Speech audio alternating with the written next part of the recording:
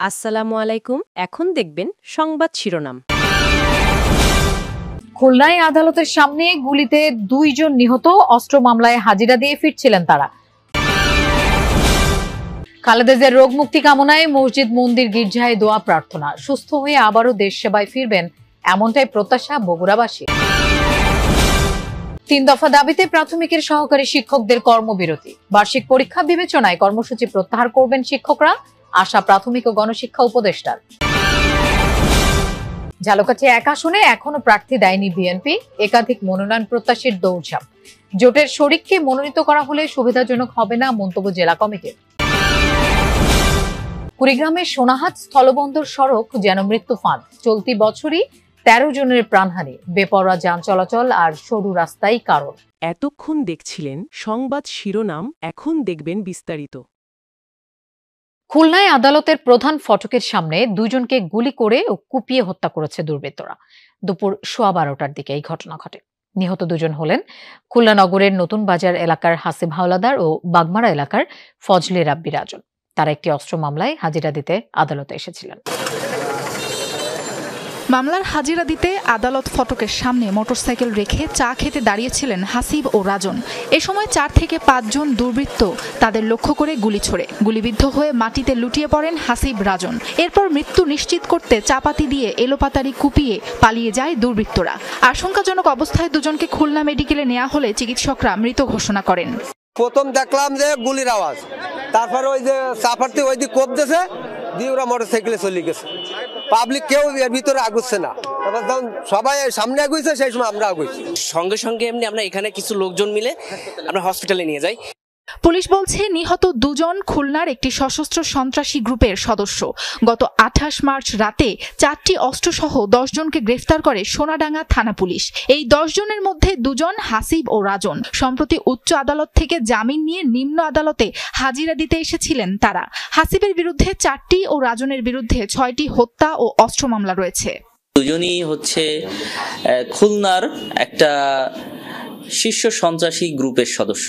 তাদের দুজনের বিরুদ্ধে 6টা করে মামলা রয়েছে এবং তারা কিছুদিন আগে জামিনে বের হয়েছে। এবং এই যে সন্ত্রাসী কর্মকাণ্ড সাথে তারা জড়িত, তাদেরই প্রতিদ্বন্দ্বীরা এরকম ঘটনা ঘটিয়েছে বলে আমরা ধারণা করতে পারি। এই হত্যাকাণ্ডের সাথে জড়িতদের শনাক্ত করে আইনের আওতায় নেয়ার কাজ চলছে বলে জানিয়েছে পুলিশ। সেনসিটিভ জায়গায় এ ধরনের একটা ঘটনা আসলে হালকাভাবে নেওয়ার কোনো সুযোগ নাই। বিষয়টা আমরা গুরুত্বের সাথেই দেখছি এবং সেই হিসেবেই আমাদের টিম অলরেডি কাজ শুরু করে দিয়েছে। সম্প্রতি ঘরের মধ্যে 2 শিশু ও তাদের নানীকে হত্যা করা হয়। এরপর আদালতের সামনে জনসম্মুখে 2 জনকে হত্যার ঘটনায় এলাকায় আতঙ্ক ছড়িয়ে পড়েছে। আমার ভাই কি করে না করে তা আমি বিষয় নিয়ে জিজ্ঞাসা করি না, সে আমার বড় ভাই, তার মতন সে চলাফেরা করে। বর্তমানে যে খুলনা শহরের যে অবস্থা, আমি মনে করি ভাই এর জন্য আইন শৃঙ্খলা বাহিনী হলো এর দায়ী। কারণ এই যে খুলনার যে সন্ত্রাস, মাদক, চাঁদাবাজ যারা আছে, এদেরকে আমাদের পুলিশ প্রশাসন দেখো না দেখার বান করতেছে। মাত্র 16 শতক জমি নিয়ে শরিকদের মধ্যে বিরোধ, আর সেই বিরোধেই প্রাণ গেল 3 জনের। ঘটনাটি ঘটেছে কুড়িগ্রামের নাগেশ্বরী উপজেলায়। আহত 5 জন হাসপাতালে চিকিৎসাধীন। সকালে এক পক্ষ বিরোধপূর্ণ জমির দখল নিতে গেলে বাধে সংঘর্ষ। এই ঘটনা জিজ্ঞাসাবাদের জন্য একজনকে আটক করেছে পুলিশ। জমি নিয়ে বিরোধের জেরে সকালে হঠাৎই উত্তপ্ত হয়ে ওঠে কুড়িগ্রামের নাগেশ্বরী উপজেলার ছিলাখানা গ্রাম। দেশীয় অস্ত্র নিয়ে সংঘর্ষে জড়ায় দুপক্ষের লোকজন। স্থানীয়রা জানায় প্রায় 1 বছর আগে যৌথভাবে 16 শতক জমি কেনেন 2 ভাই মানিকুল্লাহ ও নূর মোহাম্মদ এবং তাদের চাচাতো ভাই আলতাফ হোসেন ও আজিজার রহমান। এরপর জমিটি দখলে নেন মানিক ও নূর। এ নিয়ে শরিকদের মধ্যে দেখা দেয় বিরোধ। কয়েকবার সালিশ বসলেও সমাধান হয়নি। আলতাফ ও আজিজার জমির দখল নিতে গেলে সংঘর্ষ বাধে দুপক্ষের মধ্যে। 16 শতক এটাকে কেন্দ্র করিয়া চাচাতো জ্যাঠাতো ভাই মানে আপন ভাই, এটাকে কেন্দ্র করি আজকে 16 শতকের মধ্যে 4 জন কিনে নিচ্ছে।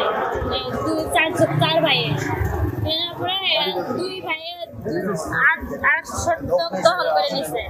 দখল করা দেয় না, এনে প্লেনে বাড়ি থেকে মারবে, বাড়ি মারামারি করবে নিচ্ছে আর মারামারি সংঘর্ষে ঘটনাস্থলেই মারা যান মানিকুল্লার ছেলে এরশাদুল হক ও খালেদ হোসেনের স্ত্রী কুলসুম বেগম।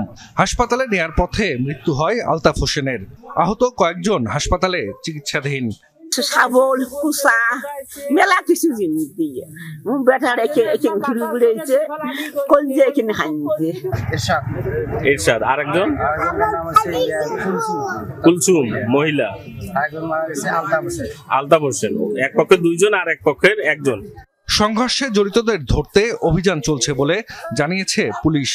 এই ঘটনাকে কেন্দ্র করে আমাদের এখানে এজাহার এখনো পাইনি। আমরা দুই পক্ষের সাথেই কথা বলছি, এজাহার অতি সত্বর আমরা নিয়ে মামলা রুজু করে দেব। আর এই ঘটনাকে কেন্দ্র করে মোফাজ্জল নামে একজন আটক রয়েছে। 4 দিন ধরে নিবিড় পর্যবেক্ষণে সাবেক প্রধানমন্ত্রী বেগম খালেদা জিয়া। শারীরিক অবস্থা স্থিতিশীল হলেও নেই পুরোপুরি সুস্থি। তার রোগমুক্তি কামনায় দেশ জুড়ে চলছে দোয়া প্রার্থনা। মসজিদ, মন্দির, গির্জায় একসাথে চলছে তার সুস্থতা কামনা। মানবিকতার জায়গা থেকেই সাধারণ মানুষ আশা করছেন দ্রুত সুস্থ হয়ে ফিরে আসবেন তিনি। ভিন্ন পথ, ভিন্ন মত, সবার একটাই প্রত্যাশা খালেদা জিয়ার রোগমুক্তি। শহর থেকে গ্রাম, মসজিদে মিলাদ, মন্দিরে প্রদীপ, ঘরে ঘরে প্রার্থনা। হৃদযন্ত্র ও ফুসফুসের সংক্রমণের কারণে সৃষ্ট জটিলতায় বিএনপি চেয়ারপারসনকে 4 দিন ধরে রাখা হয়েছে নিবিড় পর্যবেক্ষণে। রাজনৈতিক মতপার্থক্য পেছনে ঠেলে সবাই এখন তার সুস্থতার খবরে। কেউ কোরআন খতম দিচ্ছেন, কেউ করছেন মিলাদ মোনাজাত। অপরদিকে সনাতন সম্প্রদায়ের পূজাস্থলে ঘণ্টার ধ্বনি, প্রদীপ জ্বালিয়ে চলছে অসুস্থ খালেদা জিয়ার দ্রুত আরোগ্য কামনা। দেশনেত্রী বেগম খালেদা জিয়া এভার কেয়ার হাসপাতালে ভর্তি রয়েছেন।